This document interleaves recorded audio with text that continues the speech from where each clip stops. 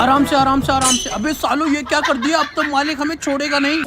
अबे फुल्लू तेरे साथ काम करने में मुझे बहुत मजा आता है। अरे मालिक मैं कारीगर ही इतना अच्छा हूँ। अबे साली ये क्या कर रहा है, तुझे यहाँ से ईंट लाने के लिए किसने बोला? सारा काम खराब कर दिया। हाँ हाँ और पीछे और पीछे और पीछे और बस रुक जा सबे साले पूरी दीवार गिरा दी तूने। एक काम ढंग से नहीं होता। देखो इस बार कोई गलती नहीं होनी चाहिए। अबे हरामखोरो पकड़ो पकड़ो पकड़ो। अब तो पक्का मालिक नौकरी से निकाल देगा। काम हो गया बेटा, नीचे आ जा।